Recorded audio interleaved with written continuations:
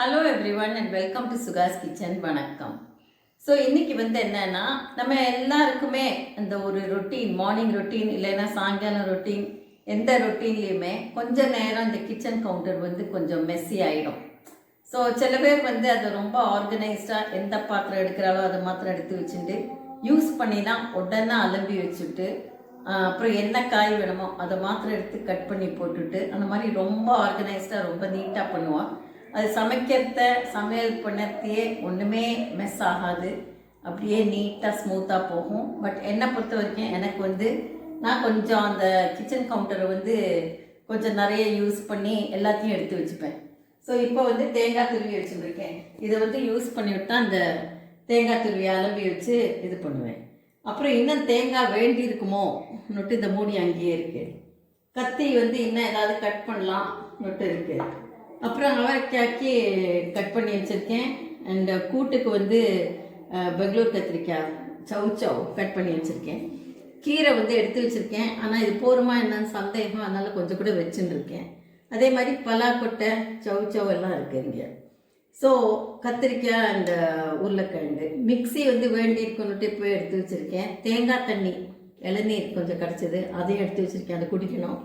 So இந்த மாதிரி அப்புறம் இந்த வெஜிடபிள் பீல்ஸு செடிக்கு போடணுன்ட்டு அதுவும் இங்கேயே இருக்குது. துருவின தேங்காய் மூடியும் இங்கே இருக்குது. ஸோ இந்த மாதிரி கொஞ்சம் மெஸ் ஆகணும். இப்போ எங்கள் பொண்ணெல்லாம் எடுத்தேன்னா உன்னை யூஸ் பண்ணால் உடனே அதை அலம்பி வச்சுடுவோம், இன்னொன்று எடுக்கிறதுக்கு முன்னால் கிளியர் பண்ணிவிடுவோம். அந்த மாதிரி சமைக்கிறது ஒன்றுமே மெஸ்ஸியாகவே இருக்காது. பட் இந்த சர்ஃபேஸஸ் எல்லாம் எப்படின்னா எனக்கு வேலையை முடித்ததும் டீக்ளட்டர் பண்ணி க்ளீன் பண்ணி விடணும். அது ஒரு முக்கியமான tip.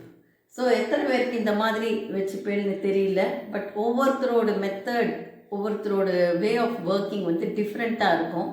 But end of the டே நம்ம வேலையை முடித்ததும் சர்ஃபேஸை க்ளீன் பண்ணி கிளியர் பண்ணி டீக்ளட்டர் பண்ணது தான் ஒரு முக்கியமான டிப். ஸோ ஒரு ½ அன் ஹவர் என்னோடய சமையலும் ஆயிடுச்சு. சமையல் ஆனதும் கையெடுத்தையாக அந்த தேங்காய் துருவி அந்தந்த இடத்துக்கு போயிடுத்து மிக்ஸி அலம்பி வச்சாச்சு, எல்லாமே பண்ணி அந்த சர்ஃபேஸையும் க்ளீன் பண்ணியாச்சு. ஸோ இதுதான் ஒரு முக்கியமான விஷயம். நம்ம அந்த பண்ணுற ப்ராசஸும் போது கொஞ்சம் எப்படி ஏறக்குறை இருக்கலாம். பட் அதை பண்ணி முடித்ததும் க்ளீன் பண்ணி கிளியர் பண்ணி டீக்ளட்டர் பண்ணி வைப் பண்ணிட்டோன்னா நமக்கு ஒரு மாதிரி சந்தோஷமாக இருக்கும். அடுத்த வாட்டி திருப்பி கிச்சனுக்கு வரத்த நீட்டாக க்ளீனாக இருக்கும். நிறைய பேர் கேட்டது என்னன்னா ப்ரொவிஷன்ஸ் எல்லாம் எப்படி வாங்கி எப்படி ஸ்டோர் பண்ணுறேன்னு. நான் எல்லாமே 2 கிலோ வாங்குவேன். ரைஸ் மாத்திரம் ஜாஸ்தி வாங்குவேன். ஸோ அந்த 2 கிலோ டப்பாலேருந்து எடுக்கிறது ஈஸியாகவும் இருக்கும் அண்ட் ரொம்ப நாளைக்கு வச்சுட்டு அதை சமாளிக்கவும் வேண்டாம். இப்போ தான் எல்லாமே கிட்டக்கிட்டையும் கிடைக்கிறது, ஆன்லைன்லேயும் கிடைக்கிறது, வாங்குறது ரொம்ப ஈஸி. ஸோ நிறைய வாங்கி ஸ்டாக் பண்ணி வச்சுட்டு ரொம்ப நாளைக்கு வச்சு காப்பாற்றுறதெல்லாம் வேண்டவே வேண்டாம். அப்பப்போ சிலதெல்லாம் எவ்ரி மந்த்தும் வாங்க மாட்டேன். சிலதெல்லாம் கொஞ்சம் அட்ஜஸ்ட் பண்ணி வாங்குவேன். பட் எல்லாமே தாராளமாக இருக்கும். ஒரு 10 பேர் வந்தால் கூட சமைச்சு போடலாங்கிற மாதிரி இருக்கும். நமக்கும் தாராளமாக இருக்கும். இப்போ சமையல் இன்னைக்கு சூடாக சாதம், கத்திரிக்காய் அண்ட் பொரியல், சவு கூட்டு, அவரைக்காய் பொரியல், கீரை மசியல், எலுமிச்சம்பழம் புழிஞ்சு, மாங்காய் பச்சடி. ஸோ இன்றைக்கி புளியே யூஸ் பண்ணல சமையலில். புளி யூஸ் பண்ணாதுக்கே இந்த மாங்காய் இதெல்லாம் வச்சு எலுமிச்சம்பழம் அதெல்லாம் வச்சு பண்ணியாச்சு. ஒரு சில நாளில் நம்ம புளி இதெல்லாம் கொஞ்சம் அவாய்ட் பண்ணுறதும் பரவாயில்ல. இன்னொரு கேள்வி என்ன எல்லாரும் கேட்டிருந்தான்னா, இந்த பொடி ஊறுகாய் எல்லாம் பண்ணுறது ஸ்ட்ரெயினா இல்லையா, உங்களுக்கு நீங்களே பண்ணிக்கிறீங்களே எல்லாம் அப்படின்னு. நமக்கு பிடிச்ச விஷயத்த பண்ணினா நமக்கு எப்போவுமே ஸ்ட்ரெயினாக இருக்காது.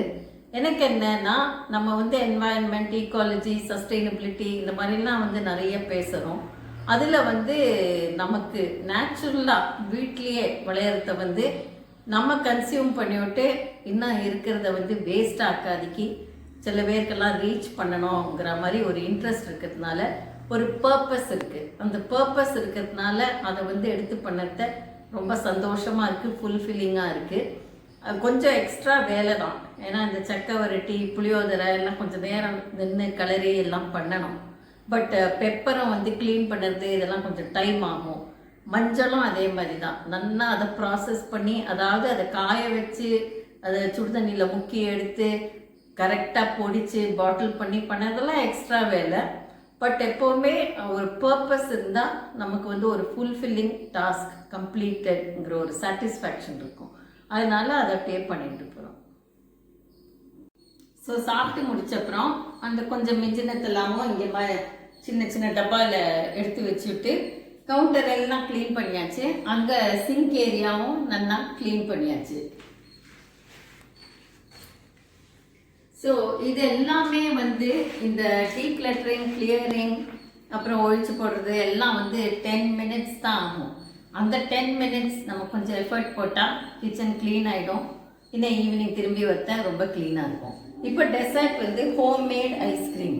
ஸோ இங்கே பால் ரொம்ப நல்லா கிடைக்கிறதுனால full rich cream milk homemade ice cream பண்ணியிருக்கேன். ரொம்ப நல்லா இருக்குது ஐஸ்கிரீம். நல்ல க்ரீமி டெக்ஸ்டராக நல்லா வந்திருக்கு.